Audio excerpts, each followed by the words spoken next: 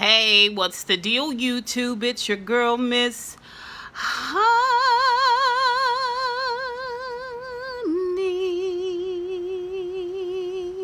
Welcome back to the channel, you guys. It is your girl, Miss Honey, here to do a very late review for Real Housewives of Potomac, which came on Sunday, which if you follow me on Instagram, you already know that Sunday was my birthday and that I had been going balls to the walls since Thursday, okay, the Thursday prior to September 1st. I mean, I had a birthday brunch date. Someone was taking me to brunch that Monday, the actual Labor Day. And when I got home, I was like, comatose. I had been out dancing. I mean, just having a good time, just partying, just like one little show of appreciation from friends and family and just ex-co-workers. Like, y'all, I was not trying. First of all, I wasn't trying to do it on my birthday, that or Powell, but definitely Monday, I was just like, I don't, no, baby, I was hibernating. So here we are, Tuesday. We're going to do this review, and I actually really enjoyed this episode, and let me just tell you why. This episode was called, it's episode 17, and I think this is the last episode of the season. We do have the season finale, which is coming up next week, but then thank goodness it will be over because I've had it up to here with Gizelle. But this episode, Unanswered Questions, episode 17 of the fourth season of Real Housewives of Potomac, I'm just gonna do it like this. Karen Huger, okay, ran this episode. She did. She knew exactly who she was in this episode. She knows exactly what it is that she believes in. She is no longer going to be roped into shenanigans, okay? It's all right. We all gotta film. We all gotta make a little queenage, okay, off of Bravo, Andy, and this little show. But what you're not gonna do, you're not gonna come for my integrity, okay? Your girl's not finna be pee-popping out here, all right, being all fake with you guys. Episode opens with Gizelle questioning Ashley and Candace about where Katie is. I've been looking for Katie high and low, and she told them in the last episode when she started this whole thing out was she went to Katie's room and Katie's door was open, and so she went right on in. Correction. The producers let you know that Katie was no longer in the building. Okay, which is why when they showed you opening the door to the door is open. Yeah, you saying the door is open. You got a film crew with you. Girl, you knew she wasn't in there. But you did your due diligence, Gizelle. She looked around the room. She's gone. Her things are gone. I mean, you just did the setup. Then you called Robin on the speakerphone in front of Candace and Ashley. And you was like, have you heard? Robin's like, good morning. She's like, have you heard from Katie? No. Well, hurry up and get dressed and come down here. Katie is gone. We can't find Katie. Katie is missing. Okay. Then we see where down come Karen. First of all, Karen has looked great this whole Cayman trip. Karen's wigs have looked great this whole Cayman trip. That little outfit that she had on, the last excursion scene where she had on the dress and the two-piece, they all kind of wore like a sailor kind of type number. Everybody except Robin, who's giving me Dances with the Stars tease, but I digress. She has looked great. She has just been popping. Like, it's just a sense to me of self-awareness that she has had, self-assuredness, a confidence about her. I mean, this episode, she was giving me season 1 Karen without all the high mighty haughtiness. All right, this Ray thing, this tax thing, this moving thing knocked her down a peg or two. Okay, how she was exposed last season, especially as it pertains to all the girls, some of which who was supposed to be her friends, has brought her down a peg or two. But right now, she's walking in confidence. She's lost her parents. She's had a couple of setbacks. But baby, Karen Huger is back. Okay, and she is giving it to the girls. She walks up to the whole group. And Candace had already mentioned that she saw her the night before, and she had on a coat and a scarf. Y'all remember I said I would have been like, girl, why you all wrapped up? You cold? Are you chilly? Let me turn the heat up in your room, girl. You ain't got to live like this. We in the Caymans. Like, why is you all bound up, right? We had already heard Robin talking on the phone to her husband, and he was saying it's 45 degrees down there. So now we know Katie knew she was headed back to Potomac, baby. Y'all might not have knew, but Katie knew. Well, Gizelle was like, you knew. Candace said y'all went to the room, and so you saw her with a coat and all that stuff on. She was like, yeah, but I didn't go in the room. I didn't go in the room. I didn't, you know what I'm saying? Like, I just saw her from there. And we think she's left. We think she's gone. We can't find her. And Karen was like, well, I'm not surprised. What you did, she looked at Ashley, was inhumane. I was like, oh.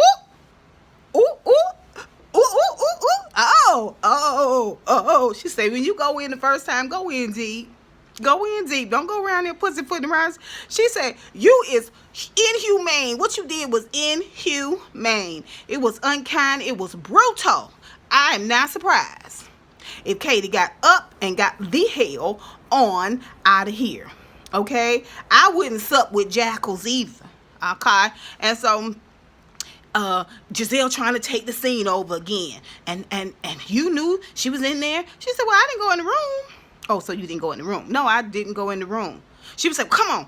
You ladies go get your breakfast. Come on, Karen. We're going to look for Katie. Karen was like, I'm going to get tea, boo. I'm going to get tea. I've already gotten beautiful and supple and luscious and ready for the day. I need the tea, okay, to bring me on to a workable level, darling. I must first have tea. Katie is old enough. She sent Gizelle packing. Oh, that's fine, Karen. That's fine. I'm going to go look for Katie, and you go get your tea. You go get your Earl Grey. You go get your Earl Grey. What was the name of that dude she was messing with? It was some old biblical name. What was his name? Solomon, or what was the man name? Sherman. Oh, that ain't biblical. That ain't biblical. That's Chicago. Get it together. Yeah, you go look for Earl and Sherman, okay, and Jamal. Don't think I ain't been reading about how you been pussyfooting around there right up the street at New Birth and going out on dates and stuff with Jamal Brown, your ex-husband, who, by the way, cheated on you several times and had a baby out of wedlock, which he still does not publicly acknowledge. Huh? Okay, see, you already let us know, Gizelle, you all about that bag. You all about that coinage, okay? You can make it seem like it's about your children, but no, you two have agreed. He's gonna ride a little bit of yours, and you gonna ride a little bit of his, and together y'all gonna try to put yourself together as a power couple. I already see it coming. You done sold your soul to the devil, girl. You got this company and all this stuff. Now you popping in and out around town and being photographed with your ex-husband.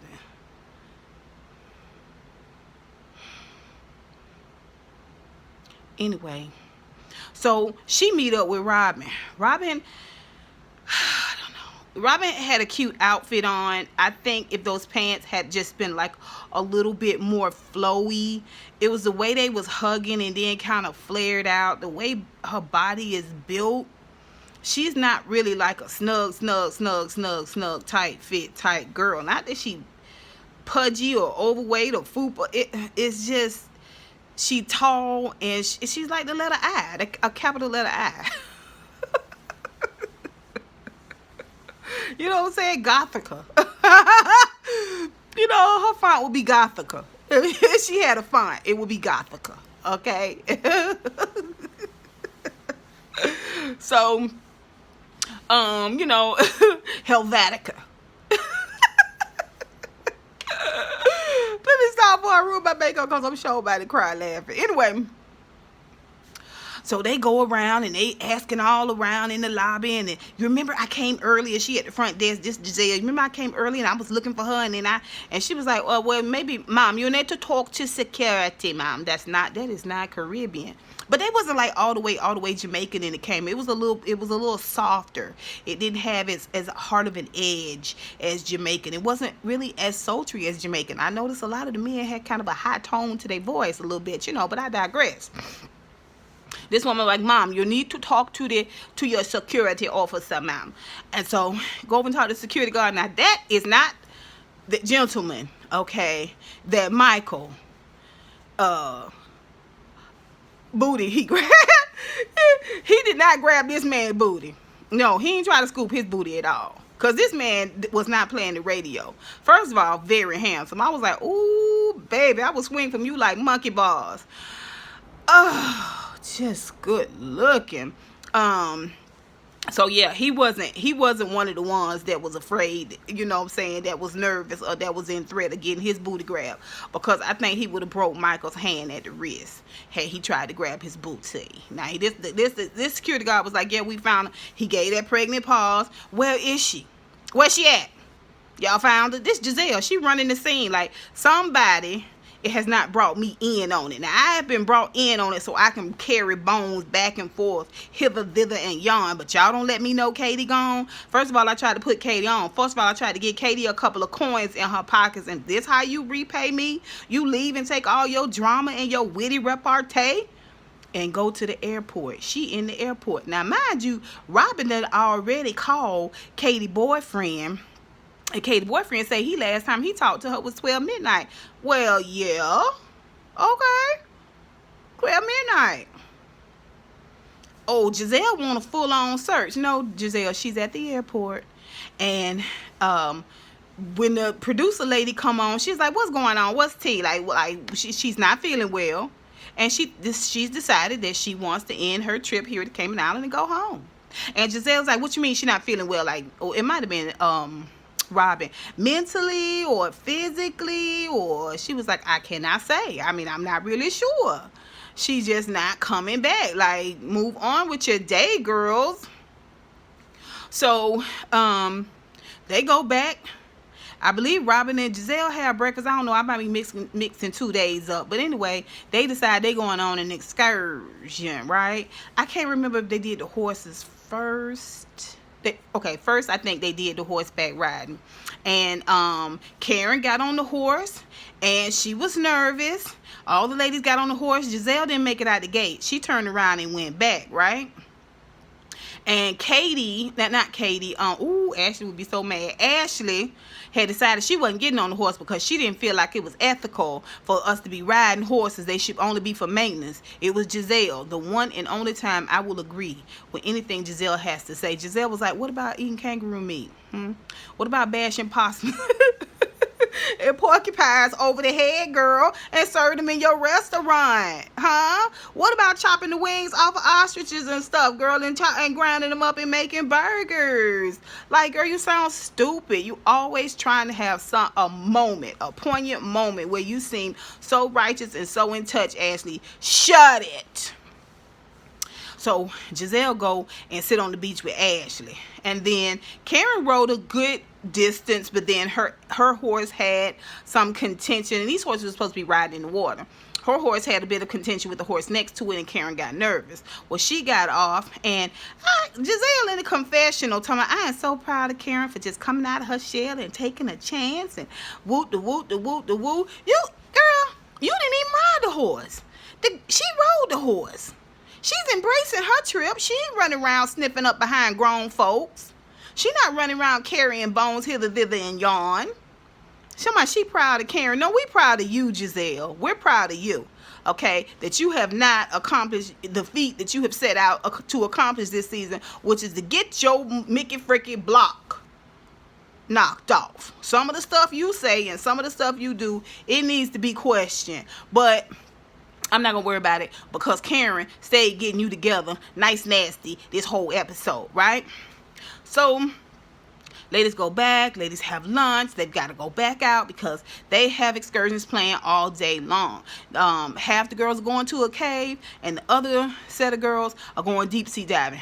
More importantly, Gizelle and Candace, they go deep sea diving. They look around under the sea.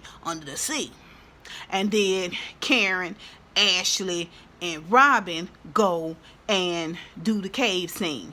Lot of fun. I would have enjoyed either one. I would have liked the cave better. I'm not really one to be closed in and drop down low with it. Nah.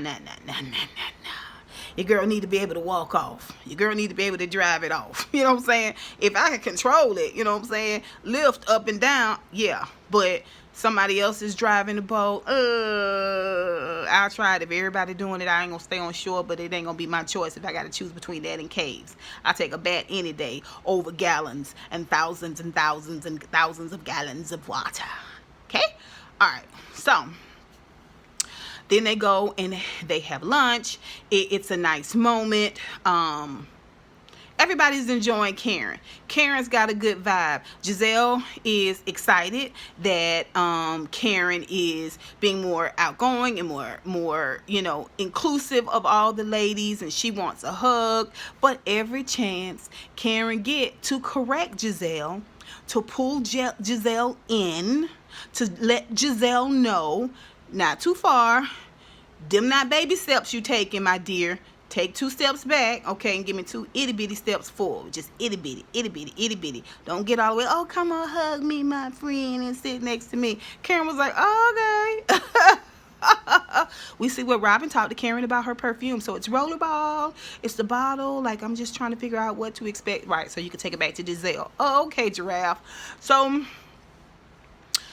then we see where the ladies decide to go out. They go out to dinner and they are chit-chatting about one thing or another, how Karen controls Ray's tongue. It's a funny moment. All the girls are just laughing. Gizelle is still hung up on the fact that Katie left.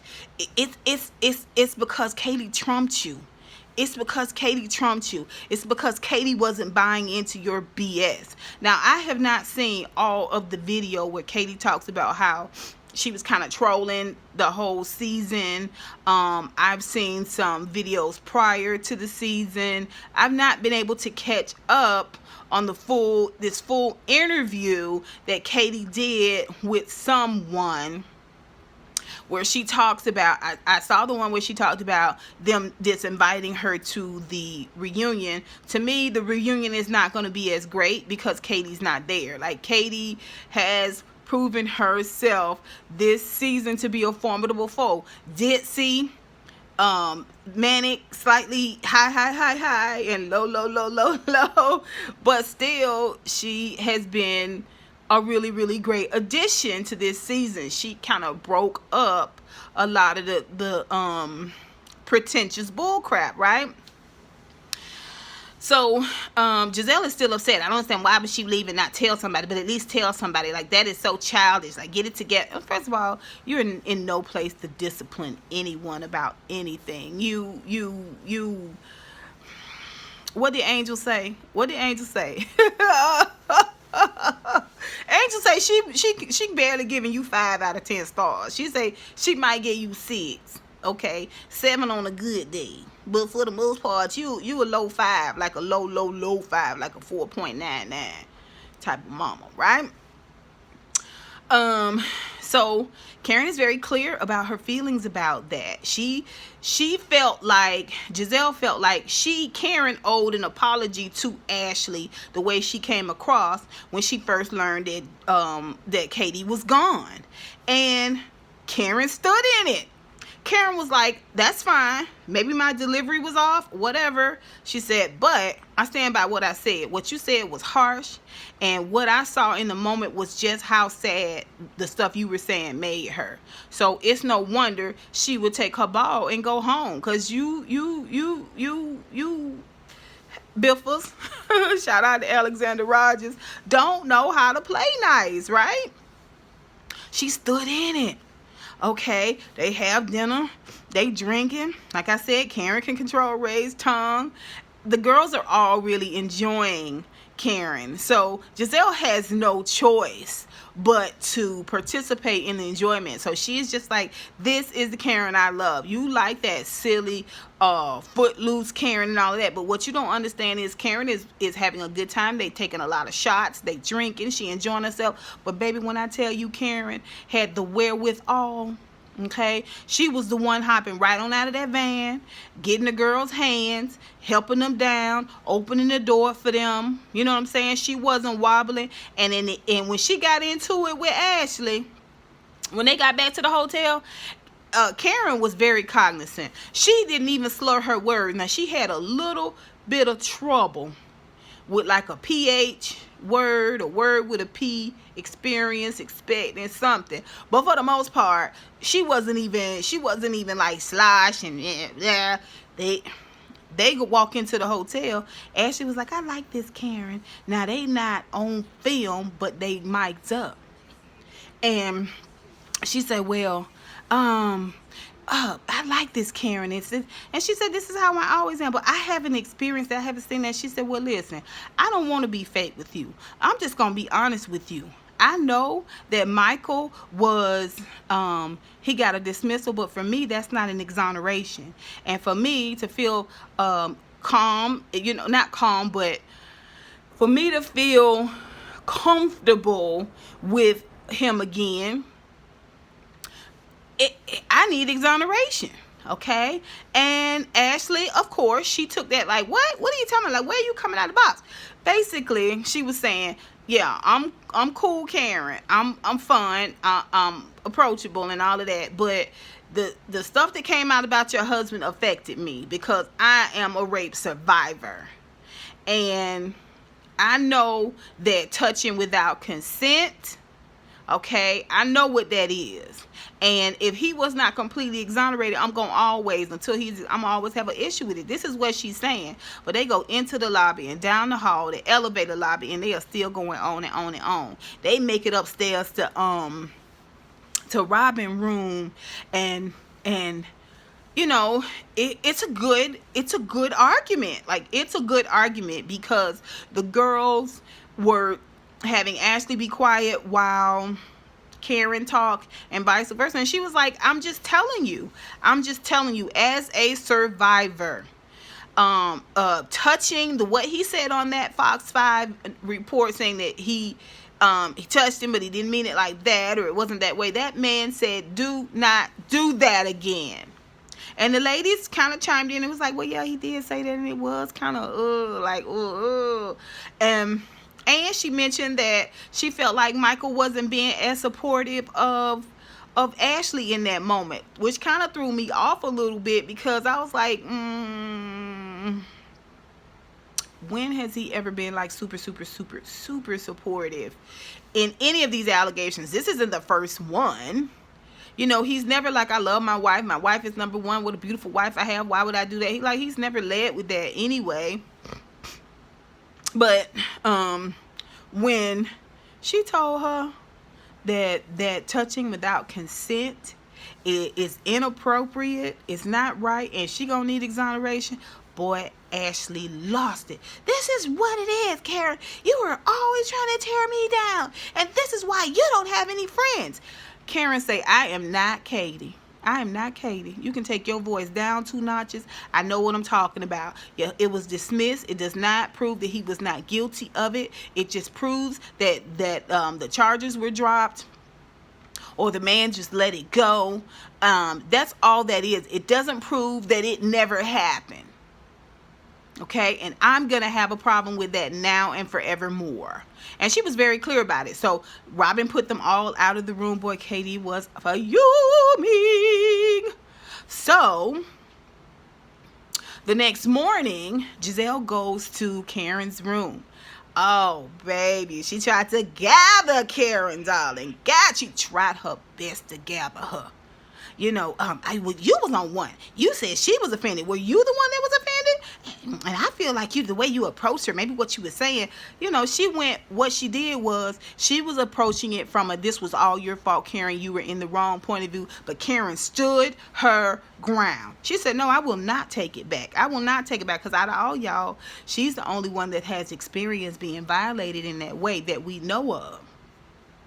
And she stood her ground. She stood her ground. I completely saw her point of view. She stood her ground with Gizelle the night before, when Gizelle tried to speak up and chime in for Ashley when she was gathering Ashley's edges, the edges of Ashley's edges. Okay, her edges. And Gizelle tried to chime in. She said, you stay out of this. This has nothing to do with you either. I'm telling her that separate from her, I have an issue with Michael. I don't have an issue with her any longer.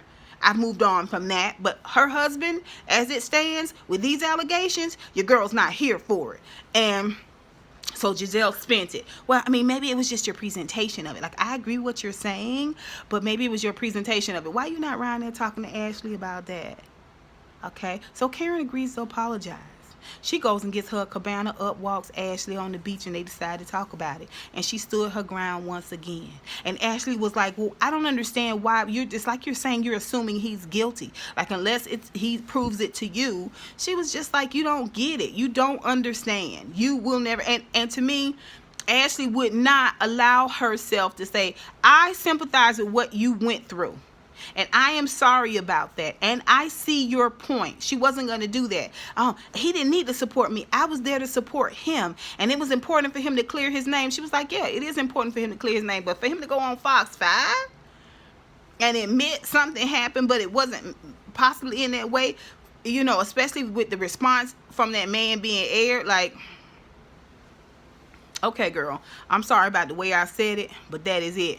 And Ashley had to accept it for what it was. Okay, I was like, Karen, if you don't come through, okay, come all the way through. So they lay out for a little bit. The last excursion, the girls go out on a boat, and Robin ends up jumping in the water. It was a very fun moment. They took pictures. Everything was like copacetic at this point. It was just everybody enjoying that last day, enjoying the moment, enjoying the friendship. Robin was very, very happy. I wouldn't say they was enjoying the friendships. I think everybody had just decided they was just going to squash it and move forward just to make it through this last day, this last trip. We see where Ashley get home, and she is trying to namaste. She been talking about her breast sore. She takes a pregnancy test. We all know Ashley is pregnant. She's had her little burns, aka mini Michael, aka her daddy. Oh, so mean-spirited. And that was the end of the episode. Next episode will be the season finale. Thank goodness. I am super excited about it. I'm looking forward to the reunion. I hope they pulling our leg about Katie, but essentially they barred Katie from the reunion. And I think it's because Katie likes to tell the truth, okay? Katie likes to pull the curtain down on the wizard.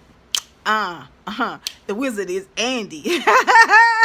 And Bravo, baby. She walks right into the Emerald City, which is Bravo, baby, and snatch the wizard's curtain, darling. And Bravo Andy is not hearing it. You guys can tell me where I find it. If y'all can tell me where I can find that, the video, the interview where she spills all the tea, darling, all the tea about trolling with the wig and playing a role and all that stuff. Your girl's here for it. Let me know. Put it down below. And until next time, honeybees. Mwah, mwah, mwah.